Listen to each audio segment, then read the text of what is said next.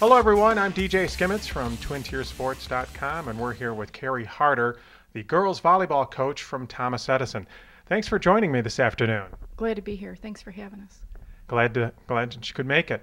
First of all, let's explain to some of the people, I'm sure a lot of people have seen volleyball, but let's go over volleyball in general, the players, their positions, their duties, some of the scoring and stuff like that, so we have a better understanding of volleyball as it is today. Sure. Well, there's 6 girls on the court at one time. The positions are outside hitter, middle hitter, and right side hitter or a setter in the front row. And then in the back row you have right back, middle back, and left back. We tend to specialize on our team, meaning we have girls who just play in one position. So if they're playing, whenever they go to the front row, maybe they're just an outside hitter, and that's where they go every time to hit. Or they're a middle hitter, and they always go to the middle to hit. So we start specializing in 7th grade. I'm fortunate to coach the modified team too. So they get to learn that position all the way up through. So I noticed that when you said that you have players that specialize. When I was watching it on the TV for the Olympics, I noticed that there was a lot of substitution. So that's why they do that. They have people that are just specialized in certain areas, and they can sub in and out freely. Well, they can sub in and out. And sometimes what we do, we have somebody who might just play front row, and that's all they do. And then when they come to the back row, we put somebody who specializes maybe just in the back row. Maybe they're a really good defensive player or a good passer, so we want them playing in the back row. And maybe there's somebody who's a little bit better than them in the front row, so we have them play just front row. Let's talk a little bit about the scoring and how that goes. Well, the scoring is 25. The game's played to 25. It's called rally scoring, and every time the ball serves, somebody's going to get a point. We also play at the varsity level. We play best 3 out of 5 sets, and that's what makes up the match. How long does a typical match go? Well, it can go anywhere from 15 minutes to about a half hour, depending on how the team's abilities are. So conditioning must play an important role. How do you get the players ready for a season? Well, our preseason starts this past summer. It started August 13th. We always start with a mile run, and we do that until everybody beats their time. Unfortunately, there's no stairs here at Edison, so we have to go outside to the football field bleachers, and we have a series of bleacher runs and jumping things that we do. We also do, thanks to P90X, I have a lot of different things to condition them with that, which they don't really like very much, but they do it anyway. Oh, that's good. When you start the season, do you have goals in mind where you want to be throughout the season? Is it like a stair-step program, or is it just kind of a clean slate and you just go through the season? Well, I know I have my goals. I have the girls set their individual goals, and they also set a team goal. And pretty much we're all kind of on track for our team goal. And you know, we've been fortunate to make it into the state playoffs the past 4 years, and because of that, even the new girls, they want that experience, so that's something that they put on for their team goal, is to get as far as possible and hopefully make it to the state championships again. I was just going to ask how it's gone over the last few seasons, so it's gone pretty well for you. Do you see players that develop and take on a leadership role? Because I would imagine in a sport like this that you need some leaders.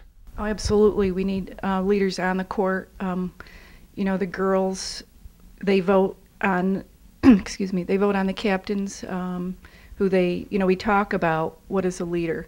And we talk about that, and then they vote. And usually it's a pretty good mix of girls who are getting the votes because they see so many of their peers as leaders who have good leadership qualities. Nutrition, in this day and age, you hear it over and over again that you need to have good things in your body to be a good athlete. Do you work with your players on nutrition also? Well, the biggest thing I try to promote is to eat healthy, drink a lot of fluids, and when we go to tournaments, they're not allowed to have any sugar. because we don't want them up and down right. We want them at an even keel throughout the day. So we really stress it, especially during tournaments. How long is a typical season? How many matches do you play? Well, we have 16 league matches, and then in the postseason, we could have 3, 4, 5 matches. How do you keep the players focused and playing at a top level for that long of a period? Well, I've always done a lot of team building things with the girls, and to build trust, and everything that we do with the team building activities, we always apply that to volleyball. And so we ask questions, okay, you've done that activity or that problem solver, how does that relate to volleyball, being on the court? And some of the things they come up with are great, and they love doing it, and it helps pull them together, and it's worked great for us. That's great to hear. Throughout a match, do you see an ebb and flow with your players, and the confidence going up and down? And what do you do to get them pointed back in the right direction? Well, sometimes that happens. I like them to play at their ability all the time. That doesn't always happen, so I have to call a timeout, and it's not always pleasant, but usually it gets them back on track. What was the single biggest high point for this past season, if you could pick one out? I know you had many, but if you could pick one out, what would it be? I got to think for a second. Well, honestly, I think it probably was winning the sectional title. When we first played Waverly, we lost to them down in their gym. They came to our gym, and we beat them. But then you never know what's going to happen, in postseason. And I felt we were ready to beat them, but you're not sure if your team's ready. I'm sometimes second guessing. Are we ready to go? There's something else I should have done better to get them ready? But they showed that they were ready, and they had a great match. I think any coach goes through that second guessing. Did I do everything I could? But once the match or the game starts, I would imagine that just goes out the window. Yeah, pretty much. Sometimes I'm a little bit nervous maybe before the match, but during the match I'm pretty focused, try to keep the girls unfocused, and hopefully they'll do their best and come out ahead. Injuries, it's a pretty tough sport. I mean, bodies hit the floor, balls hit the bodies. How did you do this year, injury-wise? Well, unfortunately, one of the girls who's going to be talking to you soon, she started out the season with mono, so she had to work her way back into the starting lineup. She was a starter last year. Unfortunately, the same girl rolled her ankle.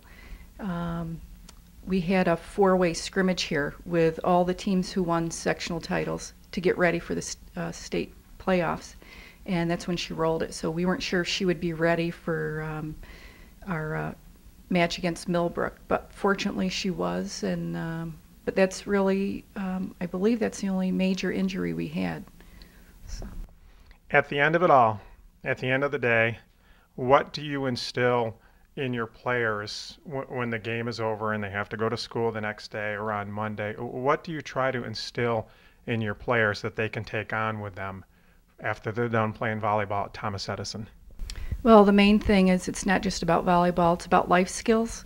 And, they're great girls. I've been so fortunate to work with them, great athletes, great parents, and just want them to appreciate how much time they've put into it, how hardworking they are, how supportive their parents are, the staff here in the community, and make sure they thank them and let them know. Well, I want to thank you very much for spending a few moments with me. It sounds like you've got a great bunch of players, and you're a super coach, and you instill the things in your players that make them good people off the court. And that's what it's all about in this day and age. So again, thank you for spending some time with me. Best of luck next year, and I certainly would like to talk to you again. Would that be possible? Sure. Well, thank you. Thank you.